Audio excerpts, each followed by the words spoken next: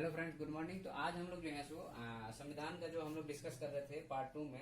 Part one हम लोग जो है सो 1 से 4 तक डिस्कस कर लिए थे।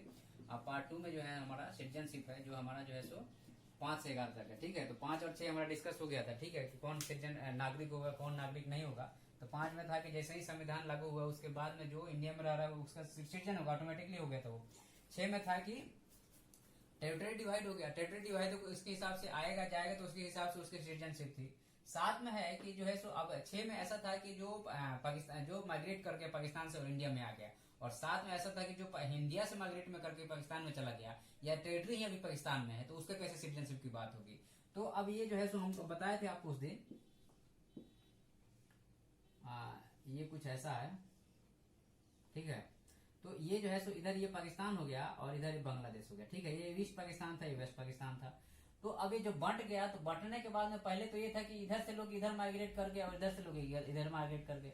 और जो फंस गए हैं यहाँ पे, या जो यहाँ पे फंस गए हैं या इधर से भाग के इधर चले गए तो फिर से लौटना चाहते हैं, उनके लिए क्या बात हो। तो उनके लिए आर्टिकल 7 बोलता है कि right of the citizenship certain migrants to Pakistan. तो जो पाकिस्तान में चले गए, तो जब पाकिस्तान में चले गए तो 1 मार्च 1947 के बाद में जो है सो 1 मार्च अगर पाकिस्तान आप माइग्रेट कर गए हो तो इंडिया के सिटीजन नहीं रहोगे। 1 मार्च 1947 के बाद में अगर आप पाकिस्तान में माइग्रेट कर गए हो तो आप इंडिया के सिटीजन नहीं होगे। ठीक है, और उसके बाद में अगर आप चाहते हो कि हमें इंडिया की सिटीजनशिप चाहिए तो आपको लीगल रूप से इंडिया में आना पड़ेगा और फिर 6 महीने रह के अप्लाई करना पड़ेगा, तब जाके आपको इंडिया की सिटीजनशिप मिलेगा। ठीक है, उसके बाद में बोलता है कि 19 जुलाई के बाद में जो आपने बताया था पहले वाला जो रजिस्टर वाला 6 महीने रहना तक वही है। ठीक है, अच्छा, जो ऑलरेडी यहाँ पे है वो डायरेक्टली नहीं अप्लाई करेंगे इंडिया सिटीजनशिप के लिए, पहले आपको इंटर करना पड़ेगा फिर आप अप्लाई करेंगे। तो ये 7 बोलता है कि जो चले गए हैं उनके लिए है कि आपको आना पड़ेगा फिर अप्लाई करना पड़ेगा। ठीक है, और जो चले गए हैं जो इधर हैं वो यहाँ के सिटीजन नहीं होंगे, बस इतना ही है। 8वां में बोलता है कि right of the person of Indian origin resident outside India. तो अब यहाँ पे है कि कोई मान लीजिए कि 1935 के हिसाब से जो है सो आपका गवर्नमेंट ऑफ इंडिया 1935 में लिखा हुआ था, या उस टाइम जो टेरिटरी था वो पाकिस्तान से लेकर के यहाँ तक था, ये पूरा टेरिटरी था उस टाइम पे।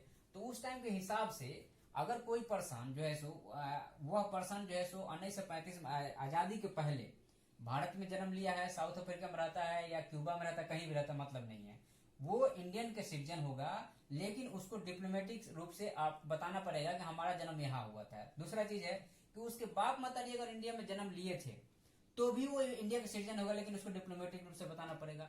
उसके दादा परदादा भी 1935 के टेरिटरी के हिसाब से अगर यहाँ कहीं जन्म लिए हैं, कहीं बाहर रह के वो काम कर रहा है, तो भी वो इंडिया का सिटीजन होगा, लेकिन उसको बताना पड़ेगा कंसुलर एक्सेस की तरफ डिप्लोमेटिक चैनल से आपको बताना पड़ेगा कि हमारे परदादा यहाँ रहते थे और हम यहाँ के सिटीजन बनना चाहते हैं, तो आप ऐसा कर सकते हैं, कोई दिक्कत नहीं है। ठीक है, उसके बाद में जो है सो आपका ये देखो आपका जो है सो 5 हो गया, 6 हो गया, 7 हो गया। तो 5 आपका तो नेचुरल सिटीजन की बात करता है कमेंसमेंट के बाद में। 6 जो है सो उधर से माइग्रेट करके इधर से इंडिया में जो रहे उनके सिटीजनशिप की बात करता है। 7 में जो है सो यहाँ है इनके सिटीजनशिप की बात करता है कि आपको आना चाहते हो या नहीं आना चाहते उसके आधार पे। 8 जो है वो अब यहाँ से बाहर कहीं रह रहे हैं तो उनके सिटीजनशिप की बात करता है। ठीक है, 9 जो है सो आपका अगर मान लो कि आपने बहुत होशियारी किया, बहुत पैसा कमा लिया और आपने जैसे कुछ लोग होते हैं जो इंडिया से बाहर चले गए, वहां के सिटीजनशिप ले लिए, तो यहाँ के सिटीजनशिप खत्म हो जाएगी। जैसे अभी कर्नाटक का कोई विधायक था जिसका सिटीजनशिप शायद कनाडा वनाडा का था, तो इंडिया का ऑटोमेटिकली कैंसिल हो गया और सिटीजनशिप खत्म हो गया, मतलब कि प्रेसिडेंट और कोई भी पोस्ट पे आप सरकारी पोस्ट पे नहीं बैठ सकते हैं। ठीक है, तो आपका जो है सो अब ये जो है सो अगर अपने मन से कहीं बाहर के सिटीजनशिप अगर आपने ले लिया तो इंडिया का सिटीजनशिप आपका खत्म हो जाएगा, ऑटोमेटिकली खत्म हो जाएगा। उसके लिए कहीं से लिखने पढ़ने की बिल्कुल जरूरत नहीं है। तो इस चीज का आपको ध्यान रखना है कि अच्छा, इसीलिए लोग जब बाहर जाते हैं तो एक लिमिटेड टाइम तक, मान लो 6 साल या 5 साल या 4 साल में विजिट करते हैं रहते हैं, ताकि हमारे इंडिया की सिटीजनशिप खत्म नहीं हो जाए। नहीं तो मान लो कि 8 साल 10 साल तक लगातार आप बाहर रह लोगे तो ऑटोमेटिकली इंडिया की सिटीजनशिप खत्म हो जाएगा, मान लीजिए कि आप वहां के सिटीजन हो। तो ये एक इशू है, इसलिए लोग विजिट करते रहते हैं। तो आपका जैसे 9 में जैसे वॉलंटरी अगर अपने मन से आपने कहीं का सिटीजनशिप लिया तो आपका इंडिया का सर्वे चला जाएगा। ठीक है, और 10वां में बोलता है कि जो सिटीजनशिप आपका यहाँ का है, यहाँ का जो सिटीजनशिप है वह कंटिन्यू रहेगा, उसको मॉडिफाई नहीं कर सकते हो। मतलब कि जो हमारा सिटीजनशिप, जैसे हम यहाँ के नागरिक हैं तो हमेशा जीवन भर हम यहाँ रहेंगे, ये कोई हमारा अधिकार फंडामेंटल राइट है, इसको कोई छीन नहीं सकता है। ठीक है, तो ये आपका 10वां continue right of the citizenship जो हमें राइट मिला हुआ है वो कंटिन्यू रहेगा, उसको कोई छीन नहीं सकता है। अगर हम कोई ज्यादा गड़बड़ काम नहीं करते हैं, जैसे कि हमने भारत के अगेंस्ट में कोई काम नहीं किया, लड़ाई के समय जैसे पाकिस्तान और इंडिया की लड़ाई चल रही है, हमने पाकिस्तान से कोई व्यापार संबंध नहीं रखे, पाकिस्तान के साथ सॉरी हम व्यापार संबंध रखेंगे तो हमारा सिटीजनशिप चला जाएगा अगर हम इसमें गिल्टी पाए जाते हैं तो, या हमें अगर यहाँ के सिटीजनशिप कहीं यूरोप का या अफ्रीका का अमेरिका कहीं का सिटीजनशिप ले लेते हैं तो ये चला जाएगा। अदरवाइज ये सिटीजनशिप अगर आप कुछ नहीं करते हैं, आप आइडियल सिटीजन बन के रहते हैं, संविधान को फॉलो करते हैं, तो आपका सिटीजनशिप कंटिन्यू चलेगा, इसमें कोई छेड़छाड़ नहीं होगी।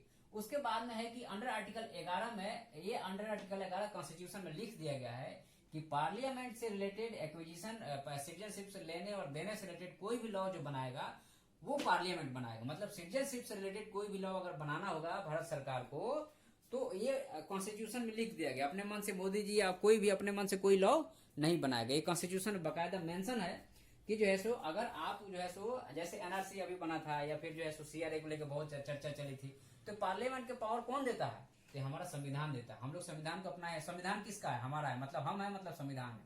समझ रहे हो ना? पीपुल जो है ना वो संविधान को रिप्रेजेंट करता है और संविधान अपने आप में कुछ नहीं है, हम मानते हैं इसलिए वो संविधान है। अगर हम नहीं मानेंगे तो हमारे लिए संविधान नहीं है। तो यहाँ पे जो मानते हैं उनको ये सारे मतलब जो मानते हैं उनको राइट मिलता है। जो मानते हैं इसका मतलब वो इंडिया के नागरिक हैं, जो नहीं मानते वो इंडिया के नागरिक नहीं है। सीधा सी बात है। हाँ, ये हमारा आपत्ति हो सकता है किसी मैटर को लेकर के, लेकिन आप ये नहीं बोल सकते हैं कि हम संविधान को नहीं मानते। संविधान को आपको मानना ही पड़ेगा, अदरवाइज आपको ये राइट नहीं मिलेगा। ठीक है। तो अब यहाँ पे वही बोलता है कि पार्लियामेंट जो है सो रेगुलेट करेगा राइट ऑफ द सिटीजनशिप को। जो राइट आपको सिटीजनशिप को मिला हुआ है वो पार्लियामेंट रेगुलेट करेगा। ठीक है। अब देखो यहाँ पे बड़ा इंटरेस्टिंग चीज है कि पार्लियामेंट किसके द्वारा चुना जाता है? हमारे द्वारा ना। मतलब हम ही अपने सिटीजनशिप को हम रेगुलेट कर रहे हैं, एक तरह से कहा जाए तो। ये इनडायरेक्ट रेगुलेशन है, डायरेक्ट रेगुलेशन नहीं है। तो आपका जो है सो हमने 1 से 4 जो है सो आप पहले वाले वीडियो में जाकर देख लेना। उसके बाद में हमने सिटीजनशिप में 2 वीडियो बनाए थे, 5 से 6 और जो है 6 से 11 तक का ये दूसरा वीडियो है हमारा। अब हमारा जो है सो बहुत ही इंपॉर्टेंट पार्ट आने वाला है, संविधान पार्ट 3 आने वाला है। ठीक है। तो पार्ट 3 में जो है आपका कुछ चीजें आपको हम बता देते हैं अभी।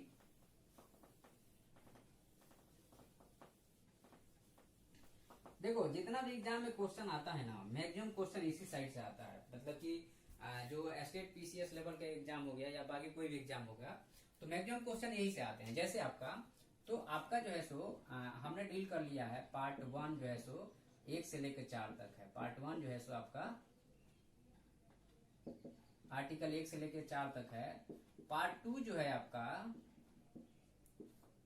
6 से लेकर 11 आर्टिकल तक है, जिसमें जो है सो ये आपका यूनियन टेरिटरी की बात करता है।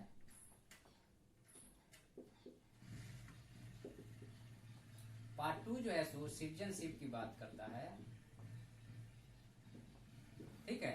और आपका हो गया पार्ट 3। पार्ट 3 जो भारत संविधान का है वह जो है सो फंडामेंटल राइट जो है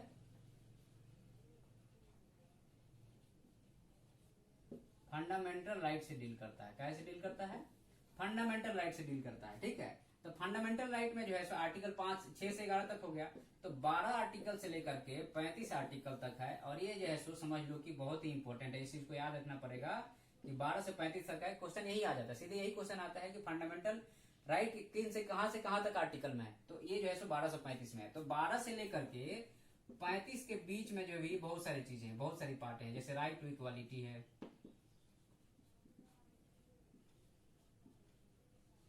राइट टू इक्वालिटी है। उसके बाद में है राइट टू फ्रीडम है, राइट टू फ्रीडम के बाद में जो है सो राइट टू लाइफ है। ठीक है। राइट टू लाइफ के बाद में है आपका राइट अगेंस्ट एक्सप्लॉइटेशन। ठीक है। यहां हम लिख देते हैं राइट अगेंस्ट एक्सप्लॉइटेशन। और फिर जो है लास्ट में right to freedom of religion है। ठीक है। Right to freedom of religion है। और फिर जो है सो राइट टू रेमेडीज है। ठीक है। राइट टू रेमेडीज है। तो देखो राइट टू जो इक्वालिटी है 14 से लेकर 18 तक है। ठीक है। ये 19 है और ये जो है सो 19 है। ये जो है सो 20 से लेकर के 21-22 तक है। और ये जो है 23 से लेकर के 23 और 24 है। और उसके बाद में जो है सो ये 25 से लेके 28 है। इसके बाद माइनॉरिटी, राइट टू माइनॉरिटी भी है, 29 और 30 का है, और इसके बाद में 32 जो है सो आपका रेमेडी जो है। अब इसको जो है सो हम एक एक करके आपको अगले लेक्चर में आपको डील करेंगे एक एक चीज से, ठीक है। तो अभी इतना काफी है आज के लिए।